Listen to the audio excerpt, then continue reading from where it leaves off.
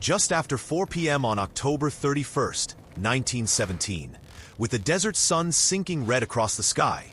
Nearly 800 Australian light horsemen lined up on a barren ridge outside the Ottoman-held town of Beersheba. Their horses steamed in the cooling air. Canteens were empty, and across 3 kilometers of open desert lay trenches, machine guns, and artillery meant to stop any assault. No one expected what came next. For months, British forces under General Edmund Allenby had fought along the Sinai and Palestine front, trying, and failing, to break the Ottoman defensive line stretching from Gaza to Beersheba. 2 major assaults on Gaza had ended in bloody failure. A third would be suicidal. Beersheba, guarding the Ottoman eastern flank, became Allenby's new target. But the town held something more vital than strategic value: water. To survive the next day, the entire army needed the wells of Beersheba. If the town wasn't captured by nightfall on the first day, thousands of men and horses would die of thirst. This battle was not just military. It was a race against the desert. Chosen for the final assault were the Australian Light Horse Brigades. They were mounted troops who usually rode to battle, dismounted, and fought on foot. They carried rifles and bayonets, no swords. Most were farmers, bushmen, and stockmen who had spent their lives on horseback. Their mounts, the Whaler horses, were tough, fast, and loyal. By late afternoon, time was running out. British infantry had fought all morning, but hadn't broken through. Exhaustion, heat, and thirst weighed heavily. General Harry Chauvel, commanding the Desert Mounted Corps, made the decision. The light horse would attack mounted, charging directly into entrenched modern firepower. It was risky, even reckless, but it was the only option left. Lieutenant Colonel Murray Beersheba assembled the 4th and 12th Light Horse Regiments. There was no stirring speech, just a clear, blunt order. They would charge straight at the trenches. Some men looked stunned, but most accepted it quietly. They fixed bayonets to their hands like short swords. Horses pawed the sand nervously. The sun continued to fall. The Australians formed in 3 waves. At first, Ottoman observers assumed they were moving for another dismounted attack. But then the pace increased. A trot, a canter, a full gallop. Within moments, hundreds of horsemen thundered across the plain, hooves pounding like drums. Dust clouds rose behind them. They were moving so fast that Ottoman machine gunners hesitated, expecting them to stop and dismount, as they always did.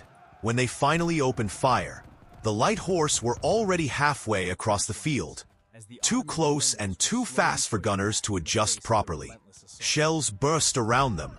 Sand exploded upward. Bullets cracked past their ears. Horses screamed, but the line didn't waver. A German officer with the Ottoman defenders reportedly shouted, "These devils come on in a rush." In minutes, the light horse reached the trenches. What happened next shocked the defenders. The horses jumped straight over the trenches, landing among startled Ottoman riflemen. Some troopers dismounted beyond the line and fought hand-to-hand. Others galloped deeper toward the town to prevent the destruction of the precious wells.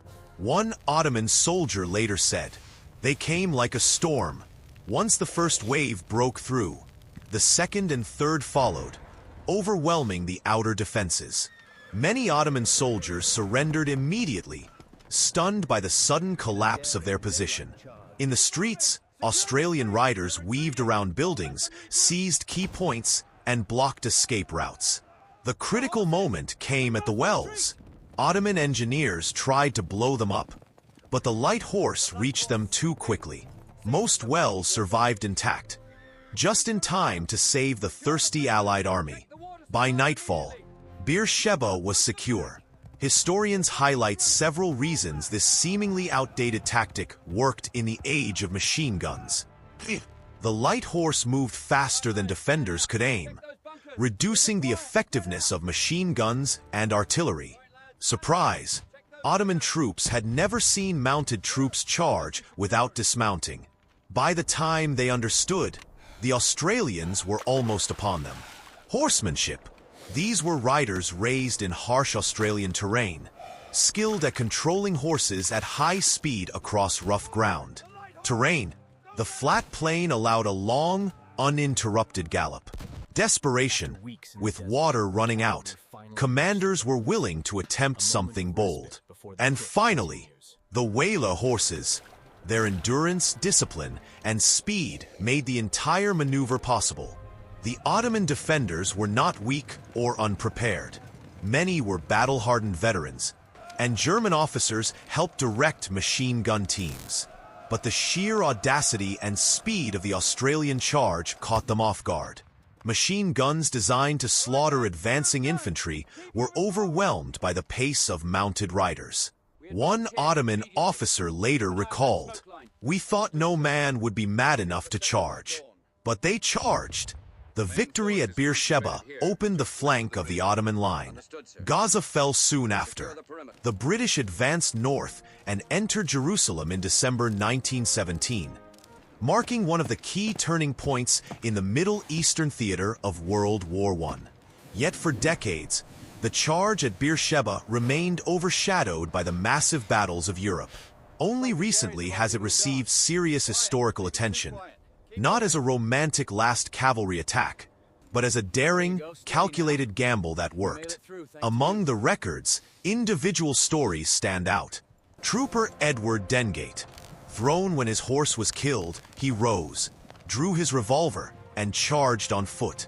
Captain Leslie Magar, a respected officer who rallied scattered troopers during the assault before dying of his wounds. And above all, the horses, remembered by every survivor for their courage and endurance. As the sun set on October 31st, 1917, the wells of Beersheba were full again. Australian horsemen stood silently beside their exhausted steeds. Lanterns flickered across captured trenches, and a battle that should have been impossible had been won. The charge at Beersheba endures because it reveals a rare truth of war. Sometimes, courage, speed, and sheer determination can defeat even the deadliest modern weapons.